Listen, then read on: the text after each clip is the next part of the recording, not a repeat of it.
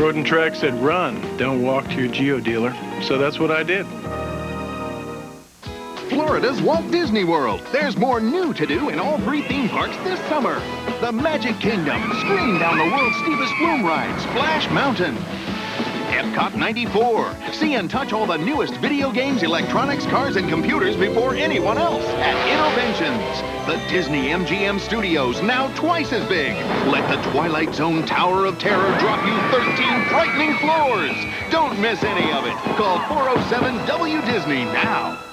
Jim Gardner on Action News, tonight at 11. D-Day, a turning point in history. This strip of sand...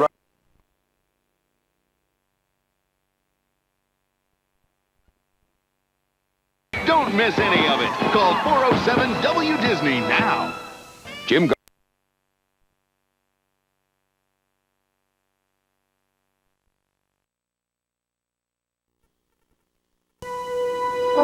D-Day, a turning point in history. This strip of sand running for 5 miles along the coast of Normandy in France wasn't always called Omaha Beach. That was the code name given it by military planners 50 years ago. On the morning of June the 6th, 1944, the skies had just cleared. There'd been a pretty heavy storm throughout much of the night. And the largest military operation ever attempted was about to begin, the Allied invasion of Europe. And this was D-Day. All you saw was one big fireball. Men getting hit and screaming. I have to admit I was scared. I was dropping down. I thought this guy was talking to him. These 2 guys, they're all dead. The Germans had driven British and French forces from the coast of Europe 4 years earlier. Now, after 2 long years of delays, the massive battle plan would come together. A huge American army had been recruited and trained and equipped to help reclaim Europe from Hitler. Hitler made a bet. And that bet was that my kids will beat the hell out of your kids.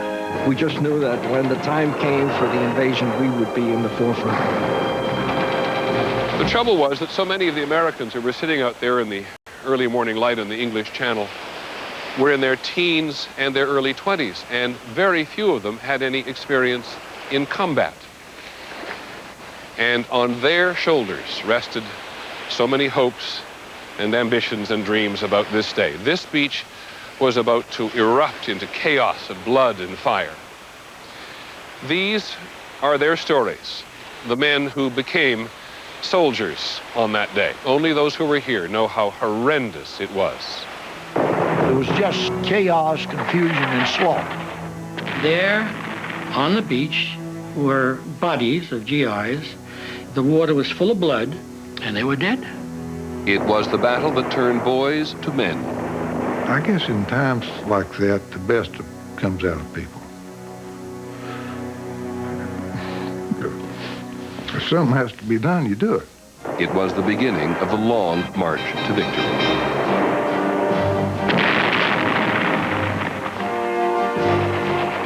Turning point at Normandy.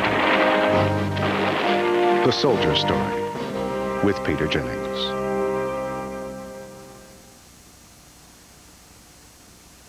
Raindrops on roses and whiskers on kittens. The 1995 Mitsubishi Galant, filled with thoughtful details.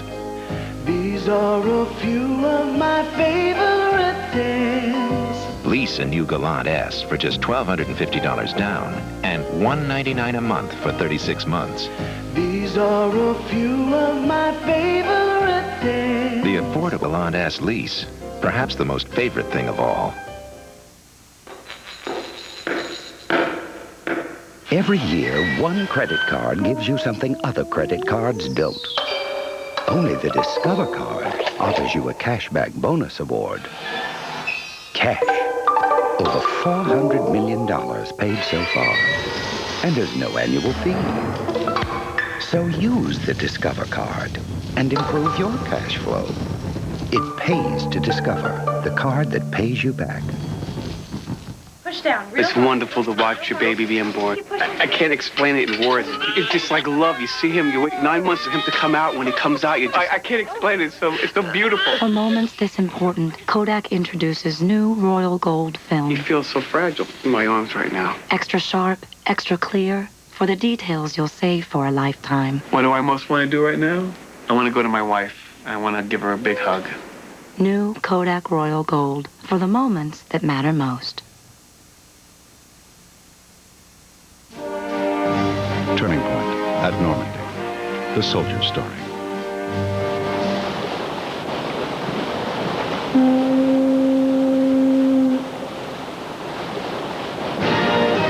January 1944. The Yanks have been coming to England for 2 years, but now it's 100,000 every month. In 1944, almost no English person had ever seen an American, and vice versa. You were supposed to be polite to the people, not make fun of their language.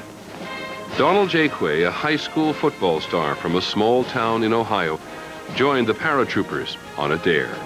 We weren't supposed to go into the pubs and drink up all their beer, but they did. You know, it'd take about an hour to clean out a pub. There was an ebullience about the American which was quite foreign to the English people of that time, particularly country people. It was refreshing. It was a breath of sort of warm Atlantic air. That little country, it was just loaded with GIs. In the country, fields full of GI equipment there. You couldn't go anywhere it wasn't GIs. Carl Wiest was exempt from the draft because of his job, but when he saw his friends going, he joined up. The GIs are overpaid, they're oversexed, and they're over here. The British people put up with a lot. They sure did. The Americans had very smart uniforms compared to the English. The materials were much better. They were very handsome young men as far as we were concerned. The only trouble was girls. All English girls of that generation will tell you the same thing. This nice young man opened his mouth and it sounded like Clark Gable. The Americans did have tremendous success with the English girls, or Scottish girls, or Welsh girls, or Irish girls. For nearly 2 million Americans, the excitement of wartime England makes the rugged training bearable. They are strong, young, and willing to take risks. Paul Parks came from Indiana with the Army Corps of Engineers. 18, 19-year-olds feel they're invincible. Death is not on your agenda. You figure that you'll go in and you'll come out. And you never think about the fact that you won't. The realities of combat had not hit us. 9 out of 10 of them had never been in combat. The first thing they will come up against is just across the English Channel, Hitler's Atlantic Wall. It is nearly 3,000 miles of concrete and steel running from Norway to the coast of Spain. The German defenders along the wall are experienced, disciplined, and motivated. They are commanded by the famous General Erwin Rommel. Rommel is convinced that any invasion must be stopped at the water's edge if Germany is to survive. The wall also looms large in the mind of another general who arrives in London on the night of January the 15th. Allied Supreme Commander Dwight Eisenhower and his officers know that they must go through the wall. There is no way around it. Day by day, the building of the Atlantic Wall, in fact, the whole progress of the war, was monitored deep beneath the streets of London here in the War Cabinet Map Room.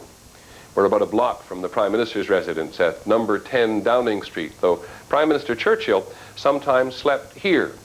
And the latest developments were relayed to and from commanders across all of these secure telephone lines. It looks amazingly primitive to us today for such a gigantic operation. But if, for example, a German division were added to the French coast, they would know about it here within several hours.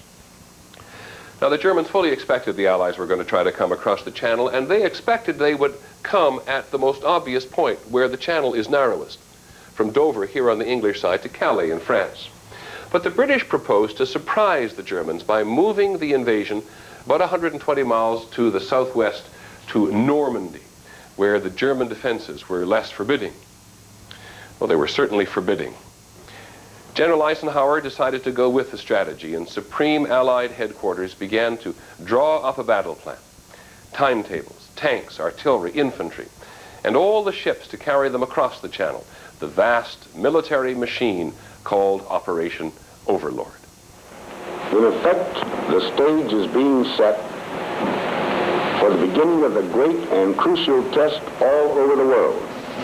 On January the 21st, Eisenhower and his ground commander, British General Bernard Montgomery, agree on the operational plan. They will land 85,000 men, 5 divisions, on the beaches. The assault will begin at low tide, just after daybreak. American forces will land to the west at beaches codenamed Utah and Omaha. British and Canadian units will land at Gold, Juno, and Sword beaches to the east. 3 airborne divisions, 2 American and 1 British, will jump at night, 6 hours before the beach landings. The Americans will cut off the Cherbourg Peninsula on the west. The British will secure the eastern flank at the Orne River. Eisenhower and Montgomery order an audacious plan to conceal the most important secret of Overlord, the Normandy site. Montgomery calls on Colonel David Strangeways, an expert in military deception. People think deception is to make the enemy think something. It's not. It's to make the enemy do something. Strangeways writes a deception plan called Operation Fortitude. His masterstroke is the story of a fictitious 1st U.S. Army group, FUSAG, preparing to invade at Calais, which is exactly what the Germans expect. And the story for D-Day was to make the enemy reinforce the Pas-de-Calais at the expense of the rail area. The 1st U.S. Army group is a daring scam. There is fake radio traffic and dozens of radio operators, each representing a whole division. There are inflatable trucks, tanks, and landing craft, all for German reconnaissance to see and photograph. The secret army has an impressive commanding general, George Patton, a man respected and feared by the Germans. Patton commands no troops. But if the Germans are indeed fooled by the plan, it will appear that he leads nearly 1 million men. Hopefully, the fictitious army will divert the Germans. But the real troops, as yet untested, will come up against German soldiers in whom Hitler has expressed great confidence. Hitler had made a bet when he declared war on the United States in December of 1941. And that bet was that my kids will beat the hell out of your kids. Because my kids have grown up in a totalitarian society with all of its fanaticism. They've been brought up in the Nazi youth. They unquestioningly obey my orders. And you've got all that disorderliness of democracy and all that emphasis on individual rights. Ike believes in his men. He believes Hitler will lose the bet. But he improves the odds with training that goes on day and night.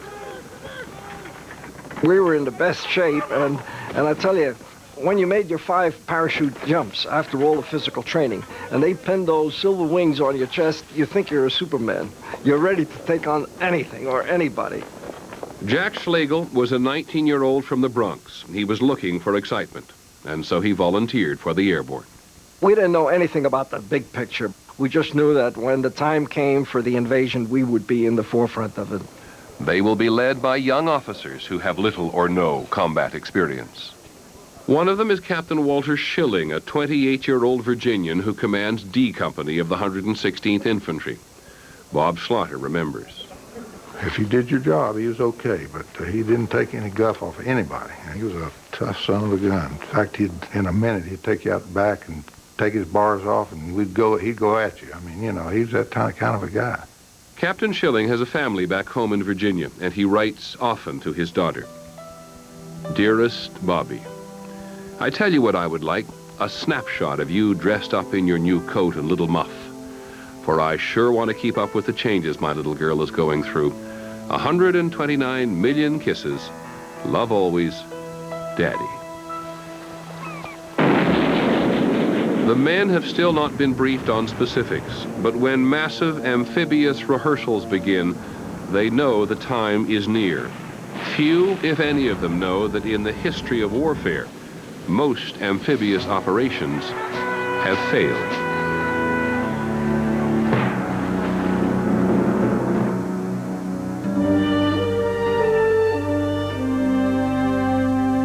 Turning point at Normandy. The soldier's story will continue in a moment. When people ask me how I grow so many beautiful flowers, I tell them that an old friend helps me. This is my old friend, Stern's Miracle Grow plant food. Miracle Grow works better than any other type of plant food I have ever used. Miracle Grow gives you bigger flowers, and it gives you lots more flowers. That's been proved by over 10 years of university tests. For flowers, vegetables, whatever you grow, a gardener's best friend is his Miracle Grow. To fight gum disease, Colgate Precision has 3 sets of bristles. One like a flat brush for the surface, another like a rippled brush to reach between, and a third designed like nothing else to sweep plaque from the gum line. Fighting gum disease takes precision. A new wind is rising, bringing change, bringing the all-new Ford Windstar, a totally new minivan. Windstar is the only minivan that combines standard dual airbags, 5-mile-an-hour bumpers, and 4-wheel anti-lock brakes. Plus, it meets all passenger car safety standards. It's safety that takes the minivan in a whole new direction. The all-new front-wheel drive Ford Windstar. The future of minivans begins today. A punctual boy, our son. Punctual? All over the world, UPS drivers are the same. Ask their mothers. He's not rich, he's not handsome, but punctual. He was even born on time. They're obsessed with being on time, so UPS now guarantees on-time delivery to hundreds of cities around the world or your money back. If my son says he will be there, he will be there. It's a guarantee that not only has our driver's word on it, it has their mother's. He breaks out in a rush if he's late. To soothe athlete's foot, Desinex does it. But to cure athlete's foot, Desinex does it. Only Desinex has UDA to both soothe the discomfort and kill the fungus. To soothe and cure, Desinex does it all. Every 30 seconds, one American teenager becomes pregnant. It was an awful experience. I felt alone. A frank discussion of teen sexuality the entire family should watch together. Jackie's Dilemma. Parental discretion advised. Thursday here on ABC.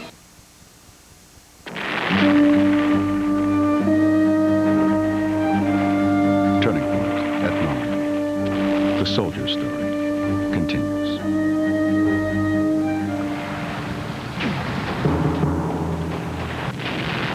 The troops have trained for months. As the days and nights go by, the training becomes tougher and more complex. Of all the troops in England, none train harder than a unit called the 2nd Rangers. I often thought that powers to be who thought up the things that we had to do in training were trying to find out how long you could stay on your feet before you collapsed or dropped dead. Leonard Lomel was a sergeant in the Rangers, and they usually drew the toughest assignments. We trained on cliffs hand over hand, no safety ropes, and that's a haul. Some men fell off the ropes, some fell off the front of the cliffs, some were killed, some were injured.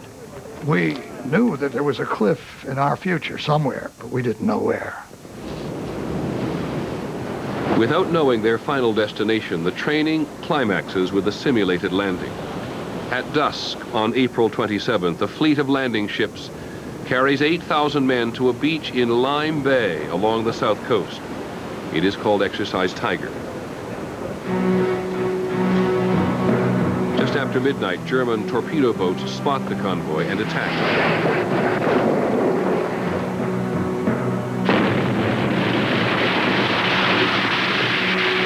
Two ships go to the bottom. More than 700 Americans are lost. The tragedy of Exercise Tiger threw Allied commanders into a tailspin, and they put a tight lid of secrecy on the operation.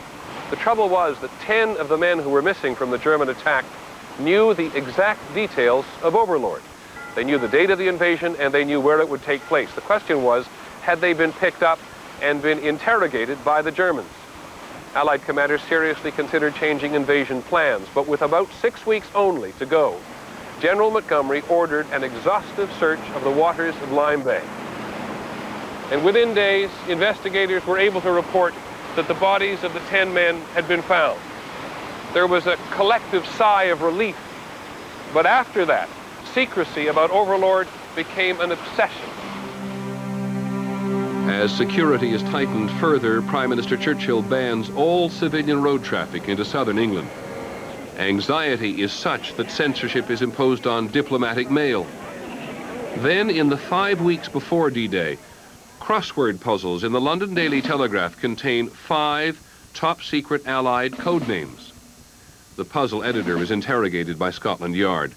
The investigators conclude it's a coincidence. Their report satisfies no one, but Overlord planning goes on. By now, British intelligence has added yet another layer of deception to the story of Patton's fake army, using about a dozen German double agents the British control. Through them, the Allies feed Berlin exactly what they want the Germans to know. Some information is false, but much of it is true. If we provided the Germans with a reasonably good intelligence service, they wouldn't have the incentive to go on sending in more agents. And then the realization dawned on us that we did in fact control all the German agents here. And at that point, we realized that there was a great potential for deception. One of the most trusted double agents is the Spaniard Juan Pujol, codenamed Garbo. To lend his reports the ring of truth, he is permitted to visit areas near Allied bases, airfields, and harbors. Garbo's reports amplify and confirm the story of the Phantom Army coming to Calais. By May, German intelligence estimates that the Allies have at least 92 divisions in England. The real number is 35. And if the amazing deception can be sustained, the imaginary army will appear big enough to pin the German troops down in Calais, even after Overlord begins in Normandy.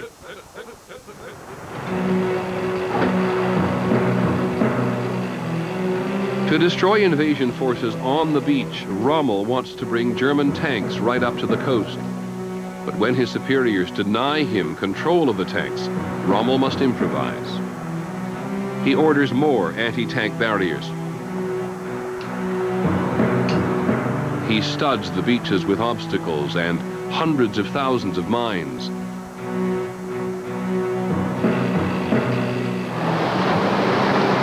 He floods acres of farmland to obstruct glider and paratroop landings. Rommel had been especially displeased with the situation in Normandy. Afterwards, our company commander told us that Rommel had been very angry and lost his temper about the primitive arrangements in our post, and had said the bay would provide a perfect landing site. General Rommel sees that Normandy will be attractive to Allied invaders, but he cannot believe they will risk a landing where there is no harbor. It would be impossible, he thinks, to unload men and equipment across an open beach fast enough to sustain an invasion. Allied planners are looking for a way to do it. One solution is small landing craft that can quickly unload troops right on the beach. And in English ports, the British are building floating harbors, codenamed mulberries, they will take with them to Normandy. Huge concrete segments will be sunk off the beach to form a harbor. This had never been done before, but it had to work. The entire flow of Allied reinforcements depended on it. To keep the Germans from bringing up reinforcements, Eisenhower orders extensive bombing of French railroad facilities. In the weeks before D-Day, 76,000 tons of bombs are dropped.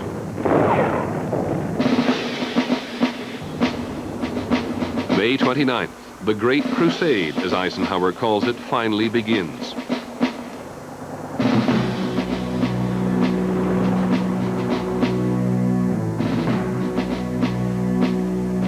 They have been briefed in sealed camps, and now they move to a dozen ports, in convoys stretching 100 miles.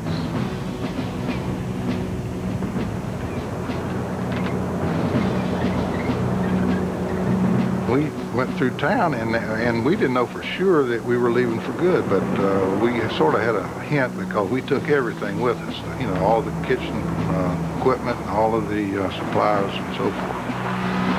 And the people at Ivy Bridge somehow knew because they were looking out windows, waving and crying, women, you know, tears rolling down their face, even the men. Some of the men were. And of course the GIs that had girlfriends there, they were crying.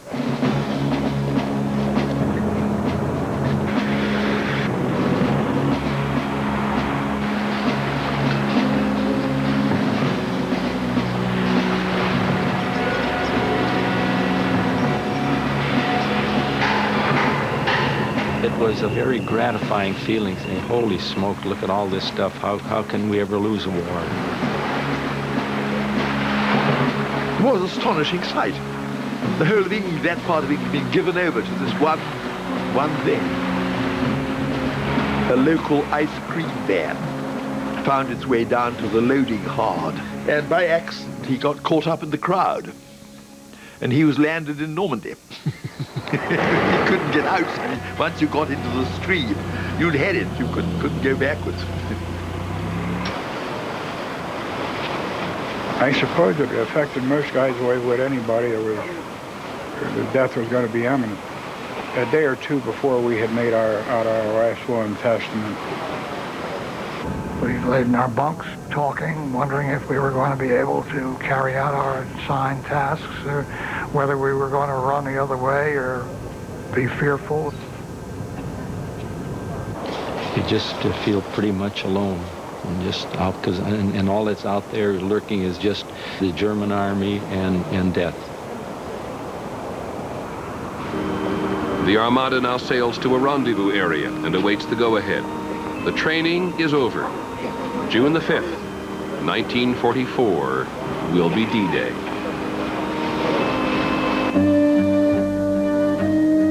Turning point at Normandy. The soldier's story will continue in a moment. Susan Anderson just took a state-of-the-art shower with Jergens refreshing body shampoo. It's a dual-textured sponge and a non-soap cleanser. No dry or filmy feeling. Jergens refreshing body shampoo for skin that feels fresh and healthy. It was so hard being a mom with a migraine. The pain was unbearable.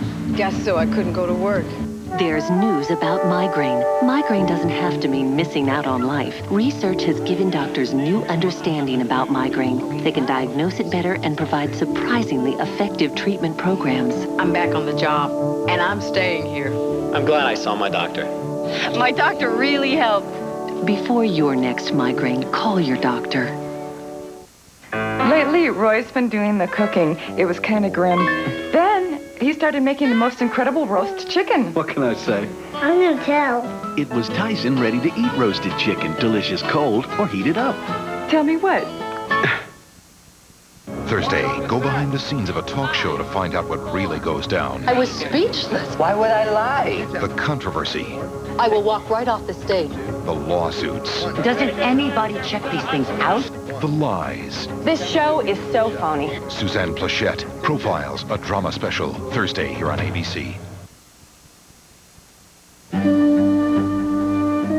Turning point at Normandy. The soldier's story will continue after this from our ABC stations.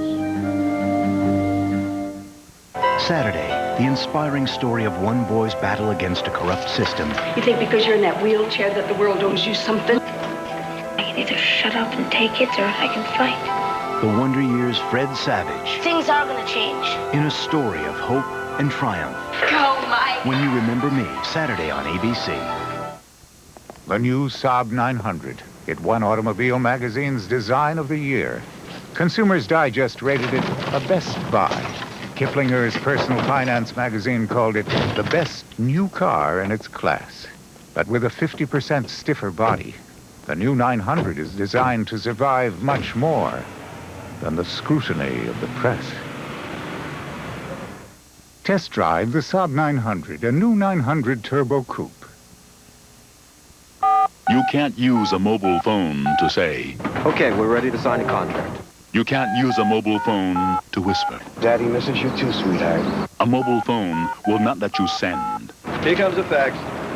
and it will not let you hear, The meeting's been changed. unless Hello? the call goes through. A mobile phone is only as good as the system it's on.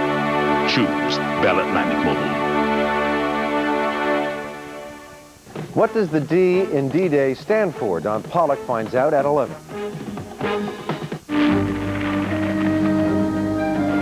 Turning point at Normandy. The soldier story continues. The following depiction of the invasion of Normandy consists of actual film footage and photographs taken in France in 1944, as well as scenes shot in other locations during World War II. June the 4th. For the Germans, scanning the horizon from their defensive positions along Normandy, only a weather front seems to be moving in. That morning, General Rommel leaves his headquarters heading back to Germany. He hopes to arrive in time for his wife's birthday. He will also try to meet with Hitler to plead for more control of the western defenses. The worsening weather convinces him there will not be an invasion. And as he leaves, he says, if there is one, they will never get off the beaches. Poised to go, the Allied Armada is hit by a violent storm in the Channel. General Eisenhower is forced to postpone the invasion. The ships must hold at sea. For the troops, it means seasickness and a longer time to be afraid. The storm was still raging at 4:30 in the morning on June the 5th when General Eisenhower and his top Allied commanders met here in this room at Southwick House on the south coast of England. They had come here to make the crucial decision of Operation Overlord, to go or not to go. The Royal Air Force meteorologist had predicted that there would be a clearing along the Normandy coast in about 24 hours, but he had no idea how long it would last. General Eisenhower's dilemma was acute. They could risk going ahead, not knowing if the weather would be any good in 24 hours, or they could delay the invasion yet again. Delay it for at least 2 weeks, because it would take that long before they would have the right combination of low tides and a bright moonlit night, which they needed. Eisenhower's staff was divided, but only he could make the decision. Finally, he said, let's go. Veuillez écouter maintenant des messages personnels. Allied intelligence has been using the public airwaves of the British Broadcasting Corporation to communicate with French resistance groups. On the afternoon of the 5th, the first of two long-awaited coded messages are broadcast. The invasion is imminent. The first message, it's hot in Suez, was broadcast. I had butterflies in my stomach. It was the message that was to come on the eve of D-Day. Clarisse a les yeux bleus. The second message was literally the dice on the table, on the carpet, was for action. On the evening of June 5th, I heard the message. I was in my bedroom and I went down to the kitchen where my parents were and said, "This is it!" When they hear the messages, French resistance groups work through the night, blowing up railroad tracks and otherwise interrupting communication lines from the Normandy coast to the rest of France. The Germans are also monitoring the BBC broadcasts. They had even deciphered the Allied code words that would send the resistance into action. But the German officers in charge issue nothing more than a vague warning about possible terrorism. They have missed the point. The largest naval assault force ever assembled is entering the Channel from a dozen English ports. The troops learn now that H hour, the moment they'll be hitting the beach, will be 6:30 tomorrow morning. Captain Walter Schilling gathers his men. As you know, he said, this is the real McCoy, this is it. He said, I know you can do it. And he said, I'm proud to lead this group.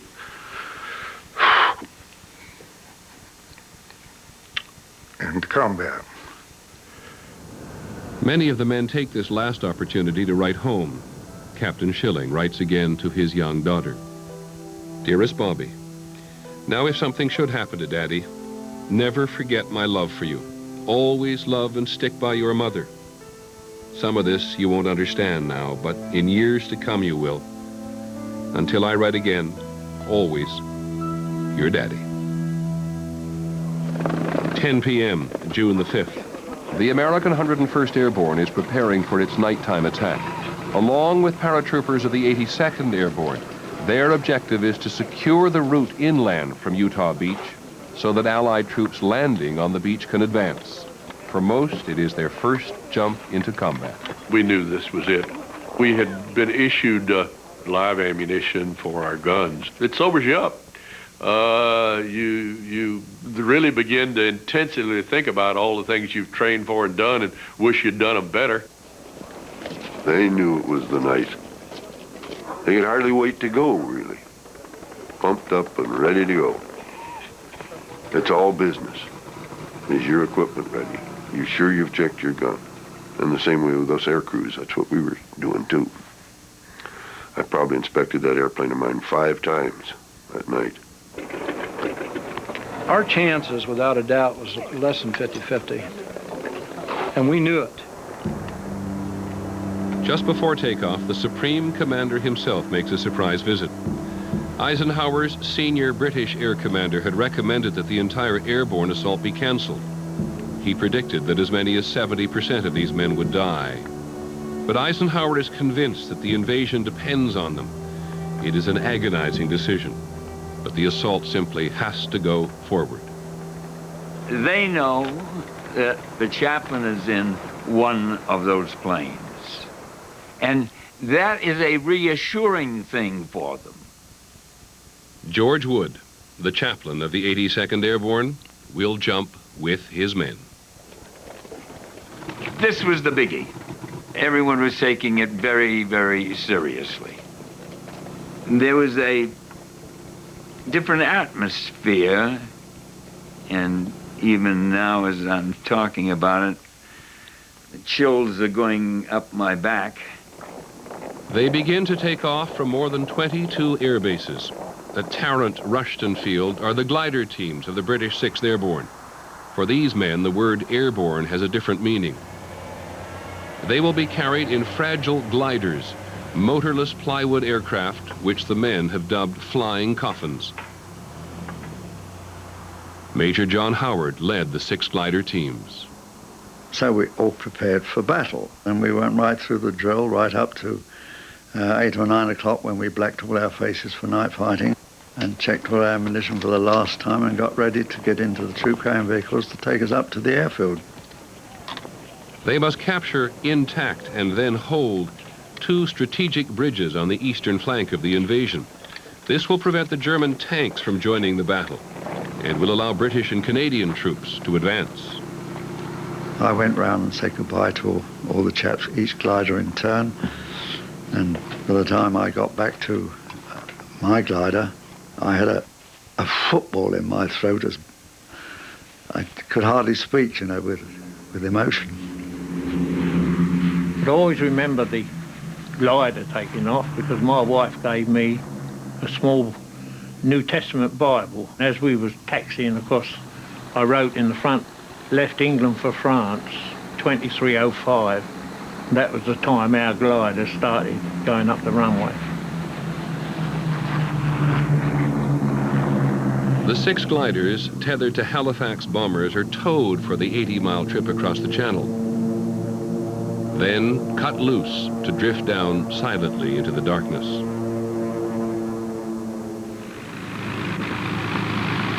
By midnight, the last of some 800 C-47s carrying the American paratroopers takes off for Normandy. Walking back to his car, Eisenhower says to his driver, "Well, it's on."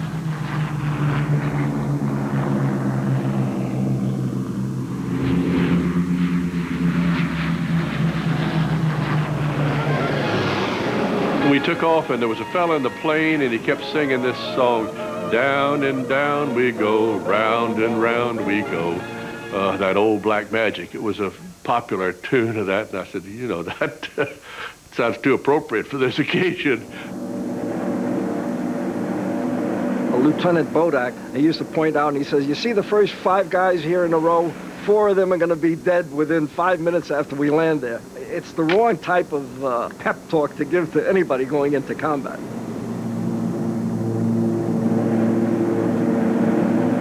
I have to admit I was scared. Sure, you're 21 years old and you've never been in combat before, and you're jumping out of an airplane into the dark of night.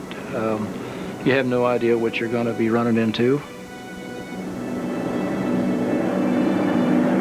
For his last order of the day, General Eisenhower allows Allied intelligence to deliberately send a message to the Germans through Garbo, the double agent. He warns, an assault force has left England for France. The information will enhance Garbo's credibility with the Germans. At this critical moment, it is essential to persuade them that Normandy is still only a diversion.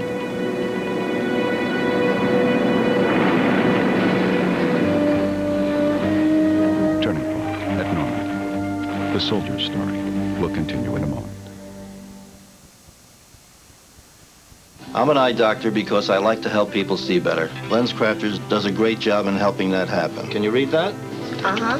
Good. We provide an extremely thorough eye exam. I always check for glaucoma and cataracts, and with 1 hour service, we can almost immediately see the results of our work. I enjoy the responsibility of seeing the same people year after year. They look at me as being their doctor. That's part of the good feeling you get when you do this type of work. LensCrafters, helping people see better, 1 hour at a time. Once in a while, a breakthrough comes along, like a flat latex wall paint that holds up against stains. New Everclean, only from Sherwin-Williams. We'll take tough stains like grease, red wine, tea, grape juice, coffee, mustard, and let them set overnight. Everclean is the flat latex wall paint with a finish so smooth stains don't stick. Stains don't stand a chance with new Everclean. Sherwin-Williams. Comfy, huh? Yes, Mom. Because you weren't last night. When? When you were constipated. What? Aren't you glad they came out with these Phillips gel caps? Unlike X-Lax, Phillips combines its laxative plus stool softener in an easy-to-swallow gel cap. We didn't have gel caps when I was your age. What did you talk about? Lysol spray use number 111. That slimy stuff in the recycling bin.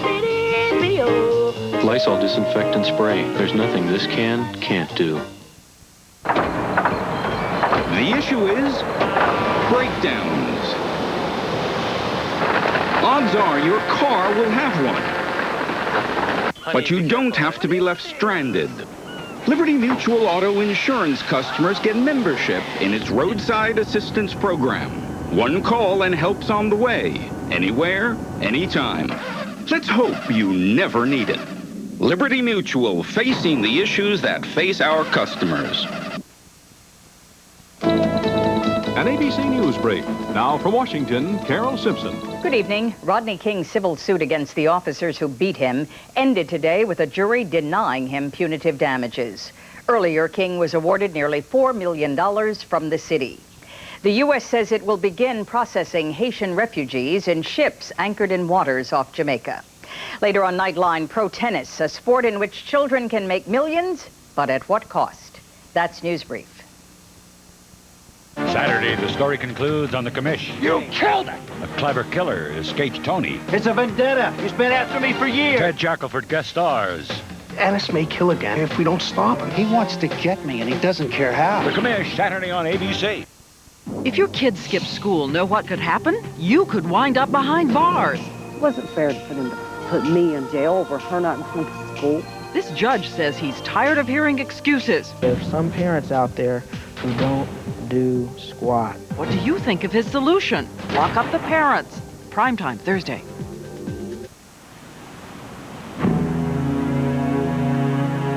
Midnight, the first hour of D-Day. The ships of the Allied fleet converge in the English Channel. German radar along the Normandy coast picks up some strange echoes. Radar operator Hans Fabb was perplexed and called another station for clarification. He gets a remarkable reply.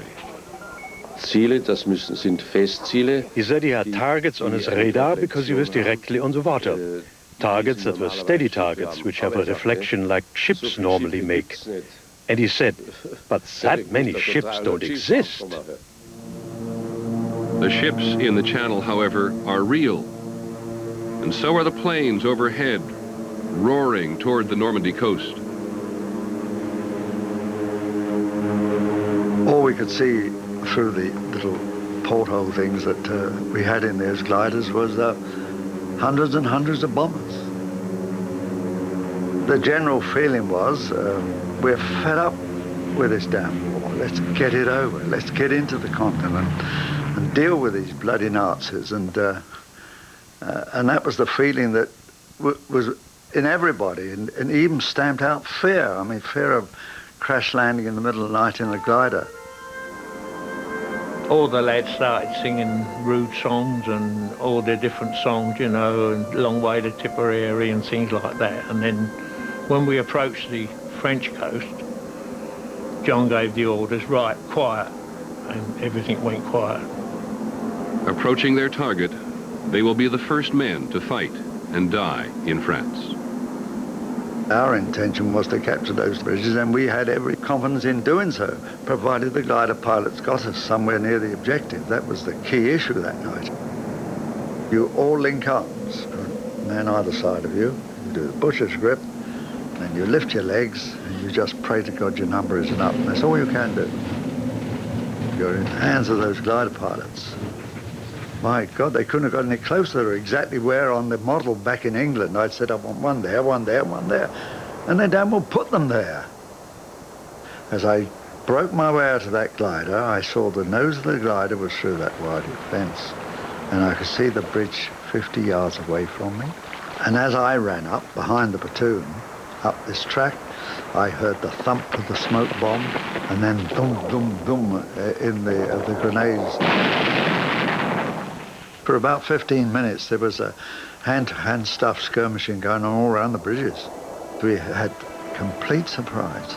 We absolutely overran them. Pegasus Bridge, the first victory of D-Day.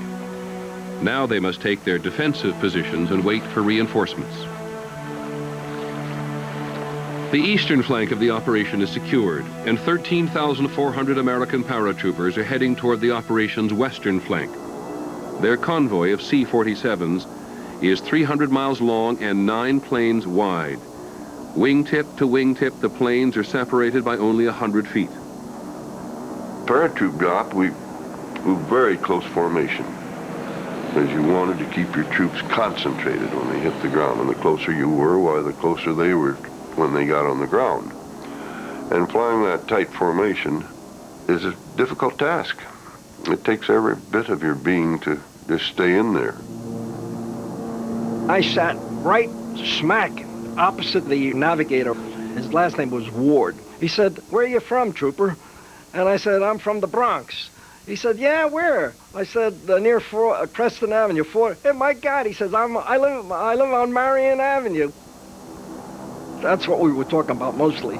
Not the war, not anything. We were talking about the Bronx. As soon as we got within vision of the French coast, the anti-aircraft fire started. Pop, pop, pop, pop, pop, pop, pop. We had a whole string of tracer bullets coming right in the middle of the fuselage. And everybody's pulling their feet back. By that time, the anti-aircraft fire had gotten so fierce that the plane was going through all kind of gyrations. Many of the guys were actually shot in the plane, but went out anyway, just to get out of that plane. Boom! Whop!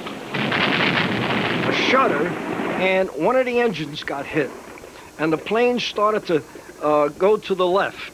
Amber light came on, and then the green light. We just simply had to commend our spirit to the Lord God and go out that plane.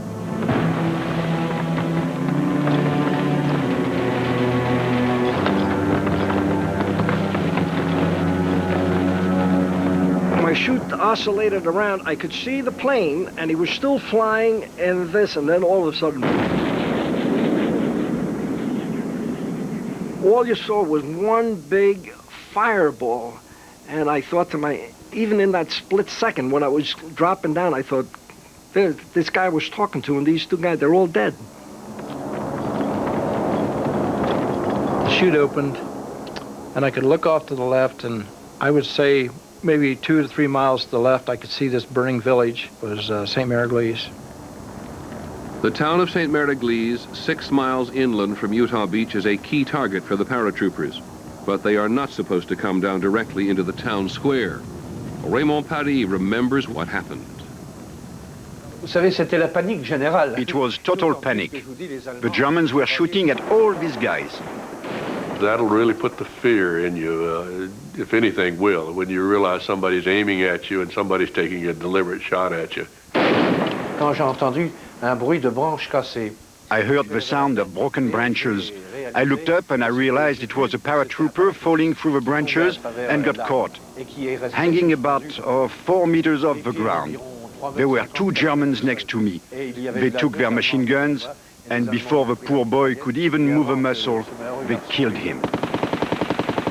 They'd lost all their formation, and what had been planned as a nice concentrated drop that would immediately bring together at least a battalion of paratroopers, they were scattered all over the place. When we jumped in there, and we were in so many different little groups, fighting everywhere. But the Germans had no idea where we were. We were all scattered into singles, doubles, triples, and stuff like that. We eventually picked up about, a dozen people, and then we moved on toward what we thought was the proper direction to go. In the darkness, American troops have a way of telling friend from foe. We had these crickets to help us identify each other at night. We had these little clickers, you know. We didn't know what to make of it. There was croaking over here, over there. Then we found out what this noise was. We found these clickers on the Americans we captured. So we took them, and now we could click too. The guy comes up behind me. I'm snapping my cricket.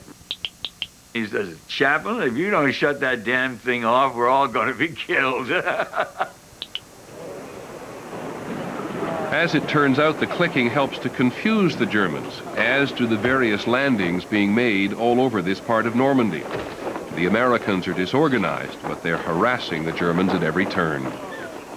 It was a benefit to the Americans because of the way it confused the Germans, have them dashing here, there, everywhere, looking for American units.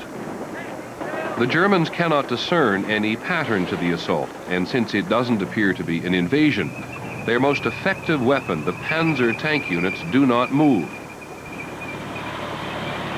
Hans von Luck commanded a regiment of the 21st Panzer Division.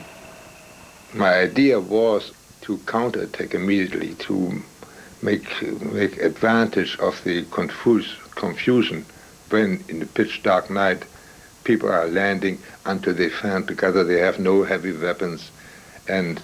But I couldn't because there was this general order not to move. Some German units did go into action against the paratroopers, and they captured hundreds of them. But for the most part, the overall German reaction was uncoordinated and confused. They simply did not know whether or not this was the invasion. It might just have been an airborne raid. At the big gun emplacements all up and down the Atlantic Wall, the young Germans who manned these guns were asleep in their bunkers. They hadn't the vaguest idea there was fighting inland, and their commanders were all at a strategy session 100 miles away. The Germans had designated all of these particular gun positions. This one was called Resistance Nest number 62. What the Germans did not realize was that on another set of maps, they were smack in the middle of Omaha Beach. At dawn, the facts become clear. The alarm goes out in Franz Gockel's Omaha Beach bunker. There were so many ships, it was unbelievable. The whole force. For us, there was no doubt. It was the invasion.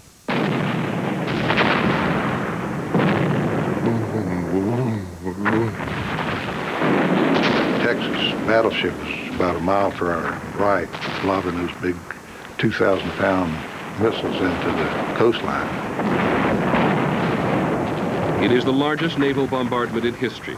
6 battleships, 20 cruisers, 68 destroyers. It lasts for 40 minutes. It was a glorious sight to see the big belch of orange flame out of those big guns. The barrels seemed like they were red hot, just pumping one shell after another. The philosophy was that if you subjected the defenders ashore to about 40 minutes of intense noise, bang, bang, bang, and then get that to a crescendo up to the time of landing, and then could get your troops to go in the next 3 minutes. The chaps were still, recovering from the noise. It was otherworldly, the way the earth shook and trembled. Then this wall of fire moved past the beach obstacles through the seawall towards us, meter by meter. And I watched it until it was 200 or 300 meters from me, and then I crawled under my machine gun in the earth bunker, and I curled up as small as I could and stuck my head in the dirt, and I just prayed. Help me, Mary. The time has come, now and for all eternity.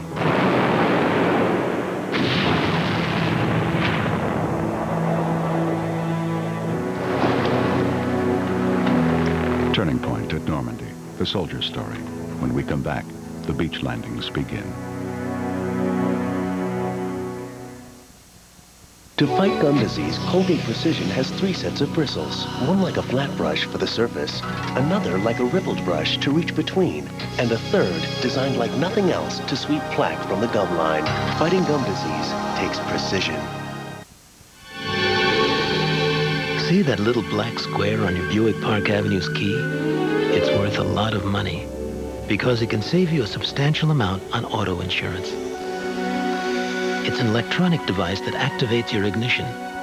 You can drive your car, but a would-be thief cannot.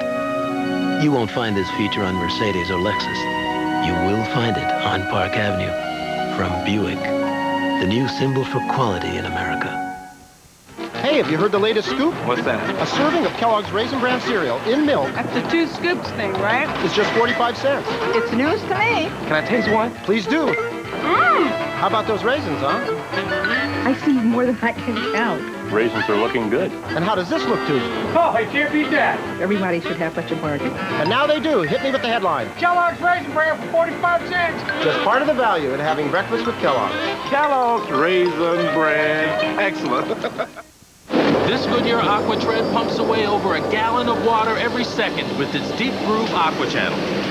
That's 396 gallons per mile. Think about it. The all-season Aqua Tread, only from Goodyear. After being pounded by the biggest naval bombardment in history, after being struck by 10,000 tons of bombs, after permitting the first breach in the Atlantic Wall, the German army was still able and ready to fight. And it was a formidable army. The battle for D-Day was far from certain. We'll continue.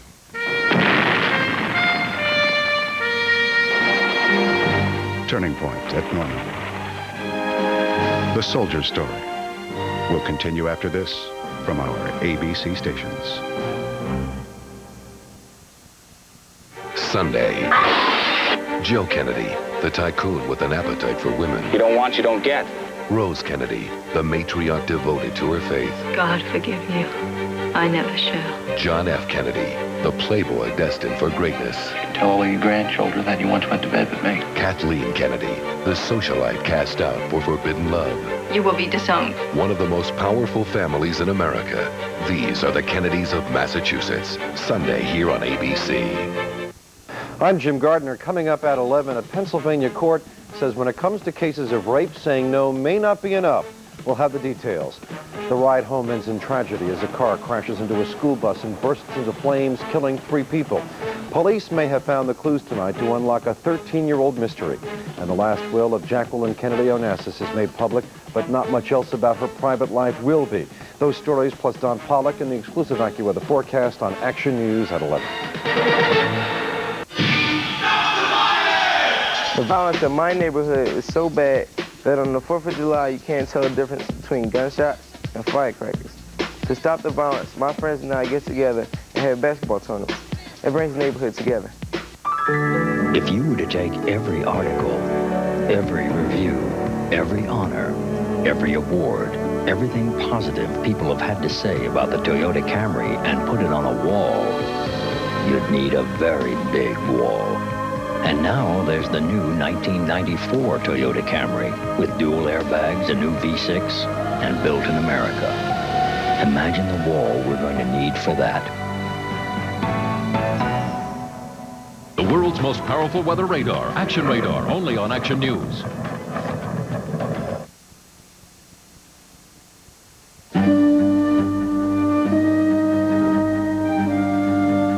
Turning point at Normandy. The soldier story continues.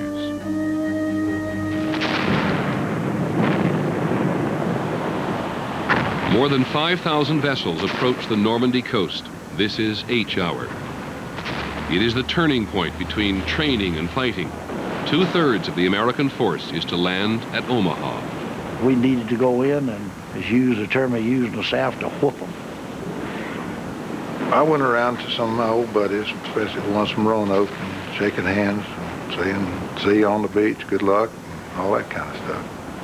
Are your men ready? I says, yeah, they're ready. Are yours? And he says, yep, they're ready. And you can't let your buddy down. You know that he's not going to let you down. You can't let him down. And you don't want him to know that you're afraid, and he doesn't want me to know that he's afraid. So you act bold and you act fearless. And it's a big act because you're scared to death. Not having any combat experience, you believe what you're told. We were told that the beach had 22 pillboxes on it, our sector, but only 1 or 2 of them would be manned. The rest of them would be empty.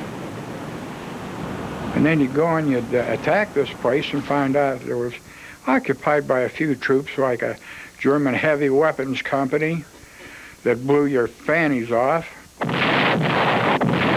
Generally speaking, I never paid much attention to Army intelligence. That's an oxymoron. Their intelligence stunk. The young GIs do not know that Allied aerial bombs have not fallen on the German bunkers at Omaha, nor that the naval bombardment has not taken out the pillboxes. And they have no idea that the troops of a German infantry division have just been moved up as reinforcements.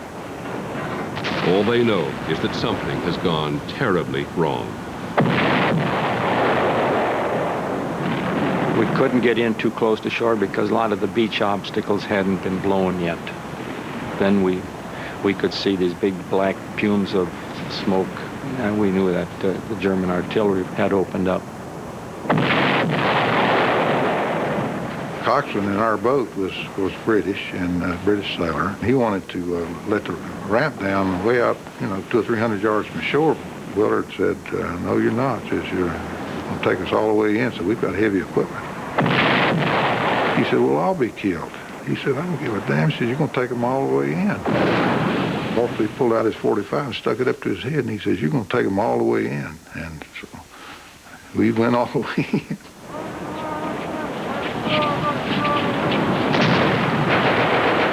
When that ramp went down, one of the good buddies of ours started to cry and scream. He says, I can't go in, Claire, I can't. He says, you gotta go. Get on shore as fast as you can and get up that beach. Manche Boote sofort getroffen wurden, oder dass... Several boats were hit, and 20 or 30 GIs that had jumped up ran smack into a shell and were blown up. And soon there was a large number of GIs lying on the beach. The first company to hit the beach at Omaha was Company A of the 116th Infantry of the 29th Division. They lost 96% in the first 2 minutes of their effectiveness without firing a shot. They were just mowed down. When you visualize the Germans up there, we had to do something about that. And they were up there firing down on us. Boat leader as I was, I went straight ahead and was the first one wounded. A German shot me through my right side, through the muscle. It didn't hit any important organs. Spun me around, burned a little bit. I kept going. Sergeant LeMail and 225 Rangers must scale the steep cliffs on the right flank of Omaha. Their job is to take out not only the machine guns firing down on them, but also the big German guns aimed at Utah Beach. My platoon, the 2nd Platoon of Company D, was up those cliffs within a matter of minutes. And when we got up there, we moved from shell crater to shell crater. After we got through the first line of resistance, the Germans inland laid down a barrage on top of the point, trying to knock the Rangers off the edge of the cliffs. So we had to move fast to keep ahead of the crawling fire, which was coming up our back. On the top, only 90 out of 225 Rangers are still fighting. They discover that the huge German guns they must knock out are 700 yards back from the cliff. Sergeant LeMail and his buddy Jack Kuhn sneak up to the guns and with grenades quickly put them out of action.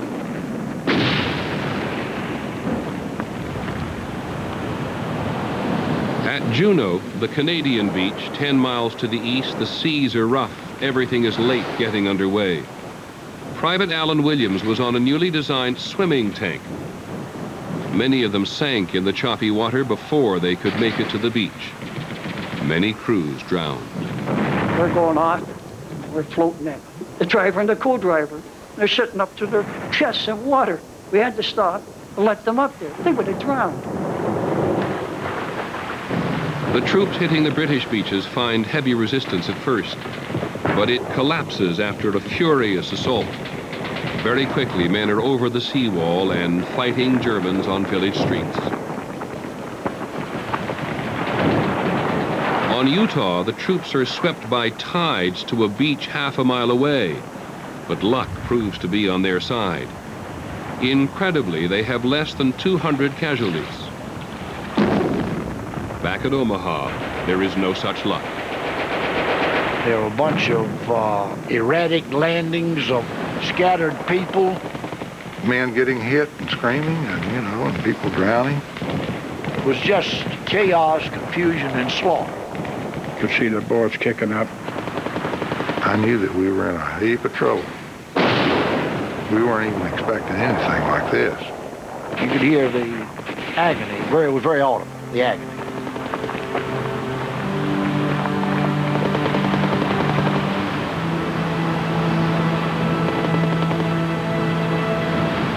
The entire beach was filled with Americans shot down by our fire.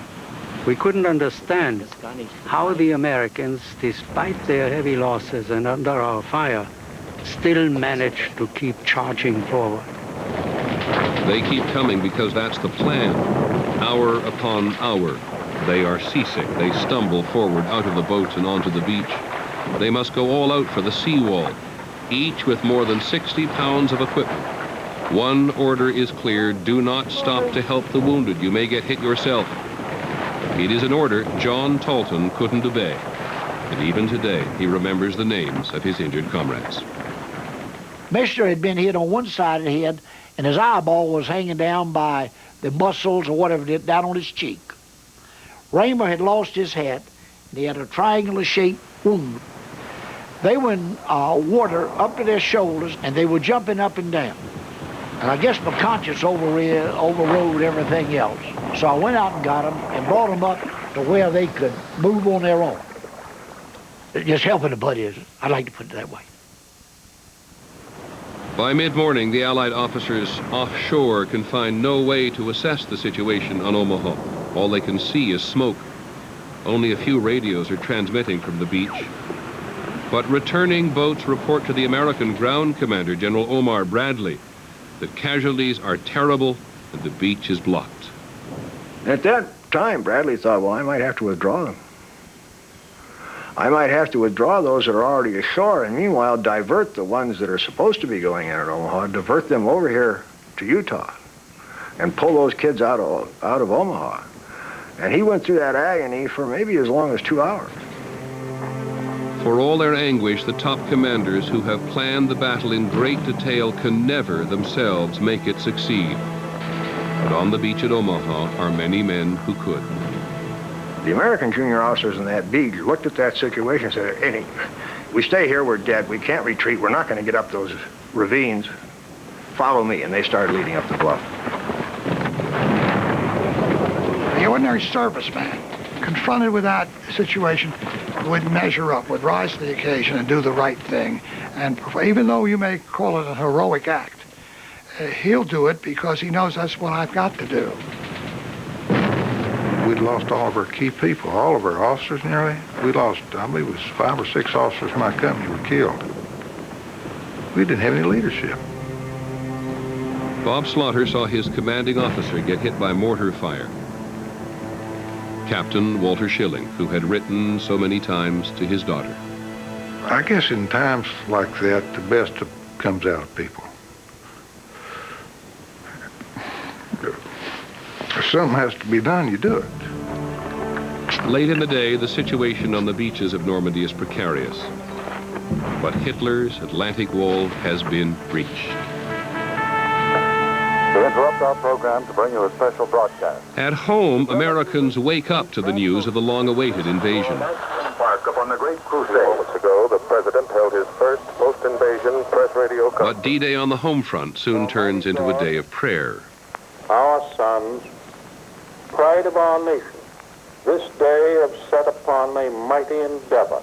For those at home, there are no pictures from the front and no news of casualties. At the end of the day, on the beaches of Normandy, as the shelling finally tapers off, the survivors are able to pause for breath and look around. I'd never seen a dead person in my life. Never had occasion to. And there, on the beach, were bodies of GIs. The water was full of blood, and they were dead.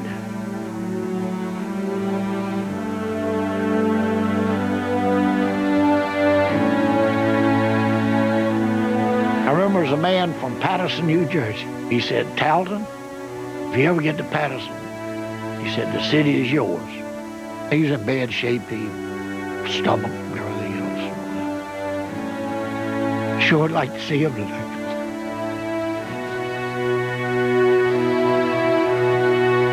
So it was a strange feeling to know that you were in a hostile territory and that this was only the beginning. We'd survived the first day, but it was only the beginning.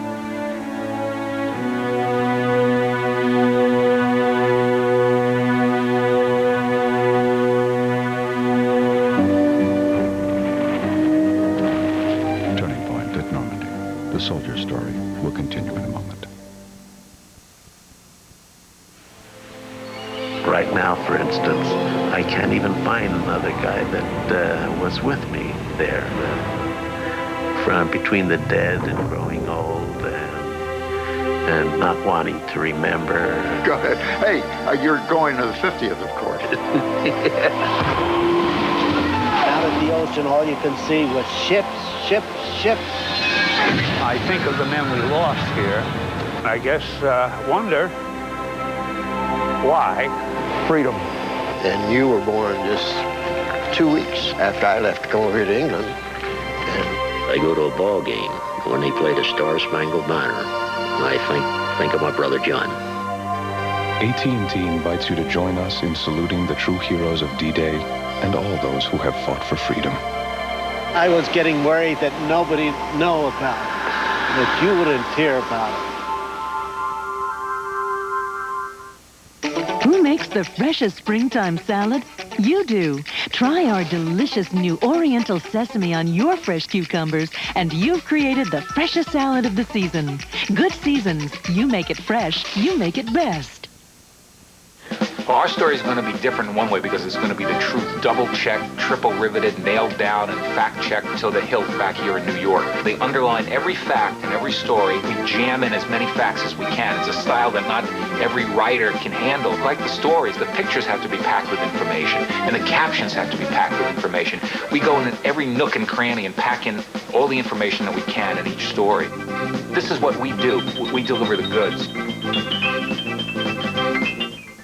Sick and tired of your dirty old wood? Introducing Thompson's Deck Wash. Just spray it on dirt, mildew, mold, and dingy gray and wash away the years. Your beat-up old wood looks young again. Thompson's Deck Wash. Let Thompson's do your dirty work. Next week, the ultimate turning point. It was as if the light drew me as a magnet. Near-death experience. It was really beyond imagination. Millions say they've been there between life and death. It turned this scientist into a spiritual healer. I think what I learned was that there truly is no death. Dramatic new research in the search for the human soul. Is it real or all in the mind? Diane Sawyer, Turning Point, next week. If you travel to this place, you could be threatened by an angry mob. They wanted to lynch me. They think Americans are stealing their babies. It sounds crazy, but these women barely escaped with their lives. It was scary. Machine guns drawn, handguns out of their holsters. A story you need to know. Join us for 2020, Friday.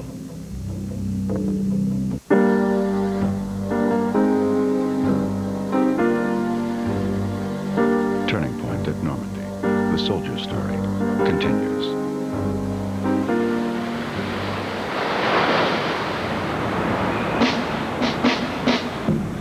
The invasion of Normandy never slows down. The Allies have established their 5 beachheads. But they risk losing everything if they cannot bring in reinforcements fast enough and fight hard enough.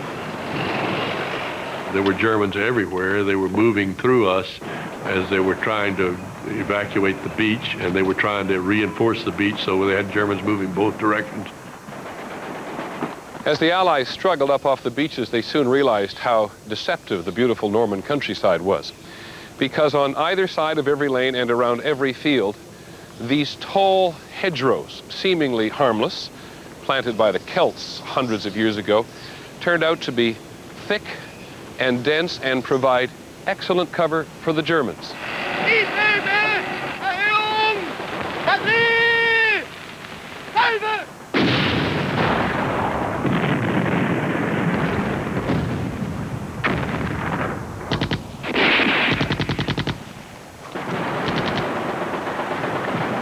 We didn't know how to fight in the hedgerows. We hadn't prepared for it.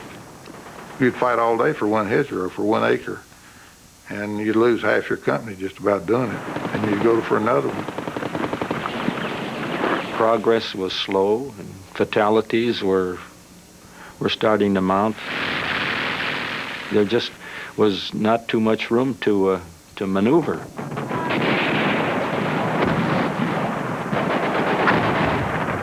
Most of the German troops stationed in Normandy are not Hitler's best, and they were not expecting to bear the brunt of the main Allied invasion. But they fight, and they fight hard.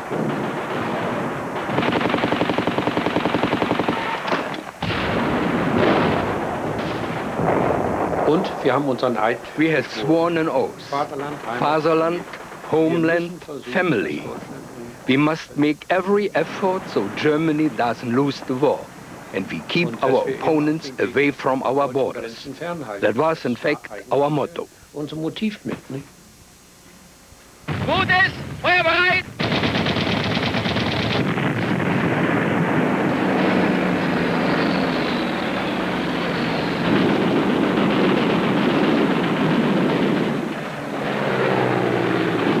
While the Germans and the Allies struggle over every inch of ground, the Allies' control of the skies is a devastating advantage. They fly thousands of sorties every day.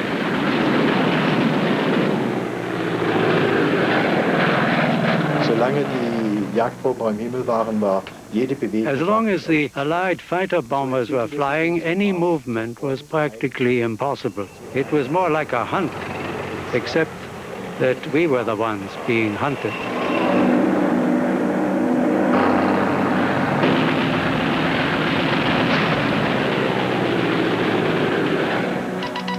from the battle but affecting every soldier in the field is the last active deception run by the Allies through Garbo. On the night of June the 8th, the double agent taps out a message designed to mislead the Germans one last time. The present assault is a large-scale operation, but diversionary in character. The whole of the present attack is to set a trap. Hitler and his chief of staff receive Garbo's message and they buy it completely. It confirms what they have been led to believe already, and they wait for the main invasion to come at Calais. We couldn't believe it. I mean, it was so successful. They were 15 days holding their forces in the wrong place. At that vital 15 days, it didn't matter damn what they did.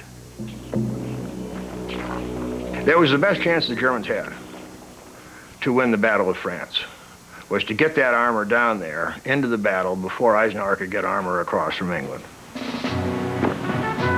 By the time General Eisenhower steps ashore at Omaha Beach on June the 12th, the Allies are comfortably able to replace all the equipment they lose.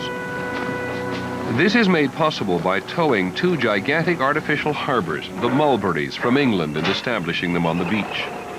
Within 2 weeks of the invasion, 15,000 tons of supplies are coming ashore every day. I couldn't believe what went through that beach. It's unbelievable what went through there. Man, you felt big. There was no doubt you were going to win it then. No doubt.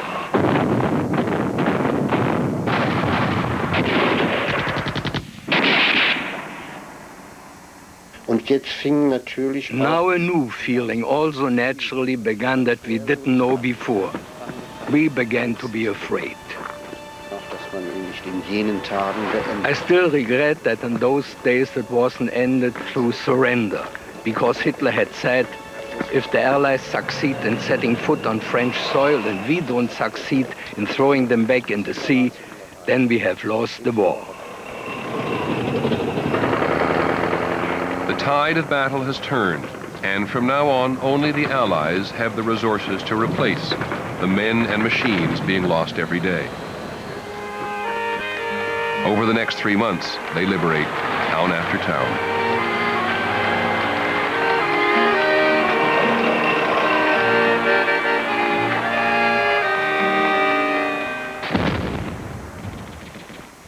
D-Day is behind them. The German surrender is still 11 months away. Between is a winter of horror, the day-to-day grimness of war.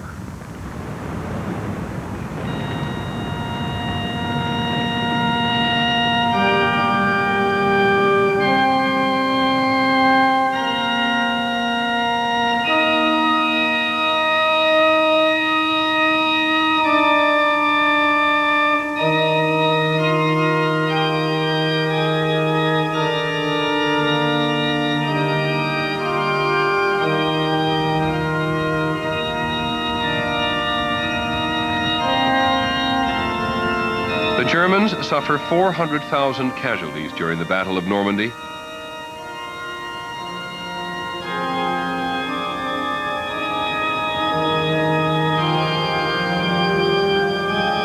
The Allies, more than 200,000.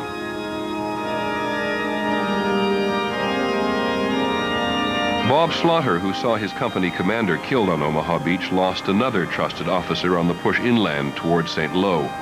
Major Tom Howey had promised his men he would see them when they liberated the town. He was killed by mortar shell shrapnel, hit him in the chest. And General Gearhart, the 29th Division commanding officer, he said, well, we're going to make sure that Tom gets to St. Lo. So he propped him up in a Jeep, and he took him into St. Lo, and at the only church halfway standing when we got there, they laid him in state there on a pile of rubble and put an American flag over it. All of it was terrible. There's hardly a day that goes by that you don't think about it.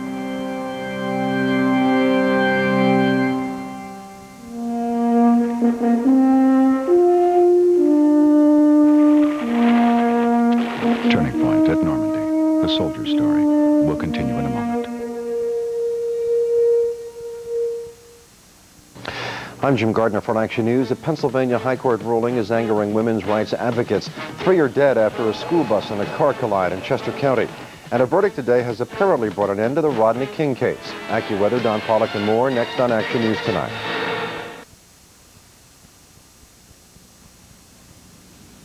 One, at our company, we believe a financial advisor's training never ends. 2, we train them in everything, from retirement planning to timing the market. 3, if a broker doesn't have an answer, there are experts in the firm who can get it for him. 4, I learned 30 years ago, to talk straight with clients, you ought to know what you're talking about.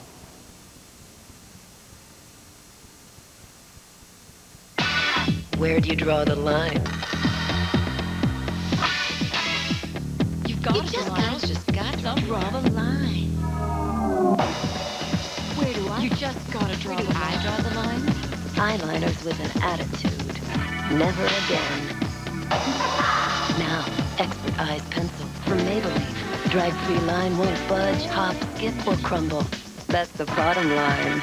Maybe she's born with it. Maybe it's Maybelline. This summer, beat the heat.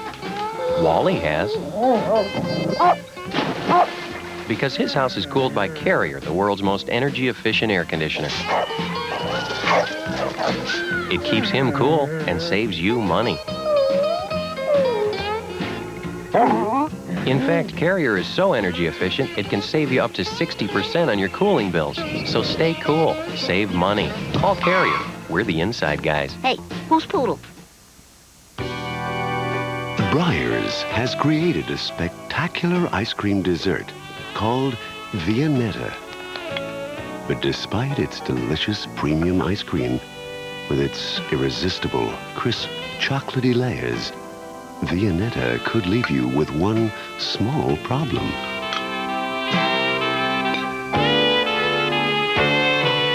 Viennetta from Breyers. One slice is never enough.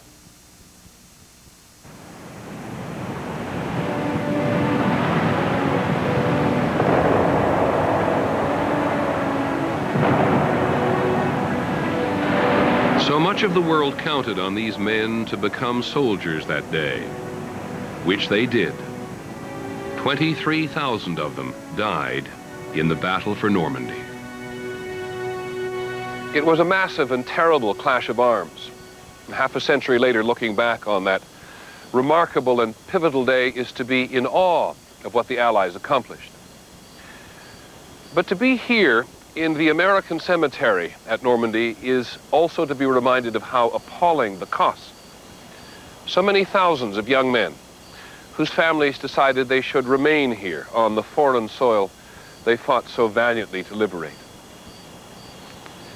To be with them is to be profoundly grateful to them and to those who lived, who fought to keep us free. That's a wonderful thing to have accomplished. Imagine if Hitler had survived, or if Mussolini had survived. What a different world this be. With all its horror, war is a time when one puts selfish motives aside, and in our case, this was the salvation of civilization. God rest their souls over there that lie on foreign soil, and I think of them every day. They were heroes. And they were all heroes.